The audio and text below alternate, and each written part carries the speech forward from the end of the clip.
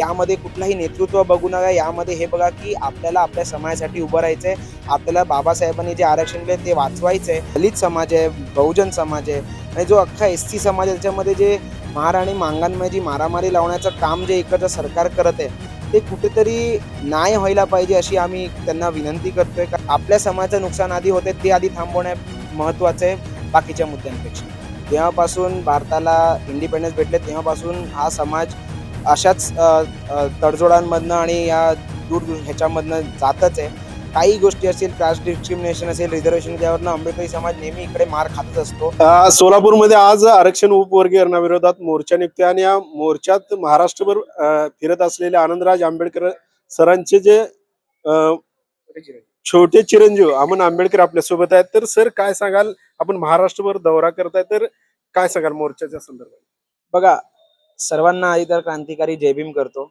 या मोर्चाचं सांगायला गेलं तर म्हणजे की आपण जी परिस्थिती सध्या अख्ख्या महाराष्ट्रामध्ये बघत असाल, ही खूप दुर्दैवी परिस्थिती आहे. फक्त महाराष्ट्राचीच नाही तर अख्ख्या देशाची खूप परिस्थिती दुर्दैवी आहे. हल्लीच आपण बघितलं असाल दिल्लीमध्ये काय झालं असेल आणि कसे सगळे विद्यार्थी मिळून एक आले आणि एका मंत्र्याचा राजीनामा घेतला. तशीच परिस्थिती महाराष्ट्रात सुद्धा आता होणारच आहे लवकरच. कारण की जे दलित समाज आहे, बहुजन समाज आहे आणि जो अख्खा एस-टी समाज आहे त्याच्यामध्ये जे महाराणी मांगांमध्ये जी मारामारी लावण्याचं काम जे इकडचं सरकार करत आहे, ते कुठेतरी नाही व्हायला पाहिजे, अशी आम्ही त्यांना विनंती करतोय. कारण की हे जर झालं, इकडच्या सर्व बौद्ध समाज असेल, महार समाज असेल, ह्या लोकांचं पूर्ण आयुष्याचं वाटोळं लागणार आहे. पण अजूनपर्यंत सुद्धा लोकांना हे समजत नाहीये. जोपर्यंत लोकांना समजेल तोपर्यंत खूप उशीर झाला असेल. आता जागोजागी अख्ख्या जिल्ह्या-जिल्ह्यांमध्ये मोर्चे होतात. आपण तसं बघतच असाल. जालन्यात झाला, लातूरमध्ये झाला, परभणीत झाला, मुंबईत झाला. आज सोलापूरमध्ये सोलापूरच्या जनतेने पण चांगला प्रतिसाद देणार आहेत असं सगळ्यांनाच वाटतंय. त्याचीच आम्ही सगळे वाट पाहतोय.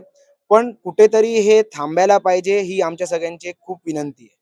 सर आपण महाराष्ट्रभर फिरलात तर आंबेडकरी तरुण आपल्या सोबत चर्चा करत असतील तर काय अडचणी आहेत आणि काय आव्हानं वाटतात?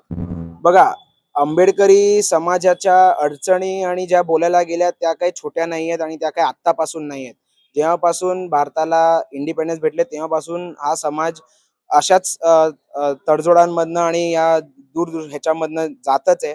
काही गोष्टी असतील, कास्ट डिस्क्रिमिनेशन असेल, रिझर्वेशन, त्यावरनं आंबेडकरी समाज नेहमी इकडे मार खातच असतो आणि आता जो हे जे सरकार आहे, जे आता उपरी करण्याचा प्रयत्न करतोय, त्याने अजून जो समाज आहे तो अजून मागासलेला होऊन जाईल. तर मी फक्त सर्वांना एक विनंती करतो आणि मला जे युवा जे सांगतात ते सांगतात की दादा हा विषय किती महत्त्वाचा आहे, आम्हाला तुम्ही समजून सांगा. आणि जेव्हा त्यांना हा विषय आपण जेव्हा समजून सांगतो तेव्हा त्यांना समजतं की हा आपण सगळ्या लोकांमध्ये जाऊन समजायला पाहिजे. आंबेडकरी समाजाला मी आत्ता सुद्धा सांगतो, जे लोक जागृत नाही, जे लोकांना असं वाटतंय की बाबा हे आपल्या हातात नेतृत्व नाहीये, यामध्ये कुठलाही नेतृत्व बघू नका, यामध्ये हे बघा की आपल्याला आपल्या समाजासाठी उभं राहायचंय, आपल्याला बाबासाहेबांनी जे आरक्षण दिले ते वाचवायचंय आणि त्यासाठी सगळ्या समाजाने एक होऊन रस्त्यावरती उतरावं लागणार आहे. सर आपण जर पाहिलं तर खाजगीकरण देखील एकीकडे वाढलेलं आहे. त्या खाजगीकरणामध्ये आपल्याला रिझर्वेशन नाही.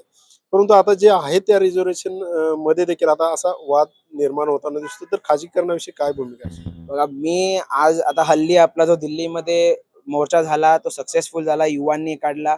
तर त्याच्या मागोमाग एक 2-3 दिवसाआधी कुठलातरी एक रिझर्वेशन नावाचा एक सुद्धा पेज कोणीतरी काढलं. रिझर्वेशन हटाव नावाचा पेज किंवा रिझर्वेशन जनता पार्टी नावाचा.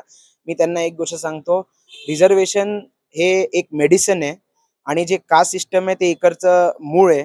जर तुम्ही मेडिसिन काढण्याऐवजी जे कास्ट डिस्क्रिमिनेशन होतंय ते काढलं, ते महत्त्वाचं, रिझर्वेशन आपोआप निघून जाईल. नुकताच आता शिक्षण मंत्री आणि केंद्रीय शिक्षण मंत्र्यांनी राजीनामा देखील दिलेला आहे. तर आपली पुढची भूमिका काय राहशील काय राहणार आहे? आपण राजकीय वाटचाल करणार आहात का? सध्याची आमची भूमिका अशी असेल की अख्खे महाराष्ट्राचे युवा असतील ते या विषयावरती लक्ष देतच असतील. आंबेडकरी चळवळीचे असतील, जनरल पोरं असतील, ओबीसी असतील, एससी असतील, सगळेच पोरं या विद्यार्थ्यांच्या विषयांवरती ठाम मांडून बसतात.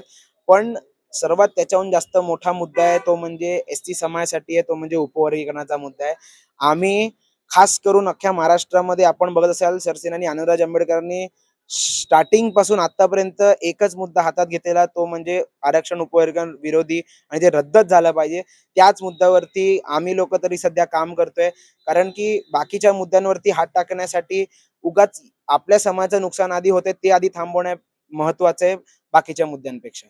हे होते आपल्यासोबत डॉक्टर बाबासाहेब आंबेडकर यांचे पंथू अमन आंबेडकर. आणि आपण जर पाहिलं तर आता आरक्षण उपवर्गीकरणाविरोधात मोर्चा निघत आहे आणि या मोर्चाचं नेतृत्व आता अमन आंबेडकर महाराष्ट्रभर करताना आपल्याला पाहायला मिळतात आणि एक युवा चेहरा म्हणून समोर येताना दिसतात.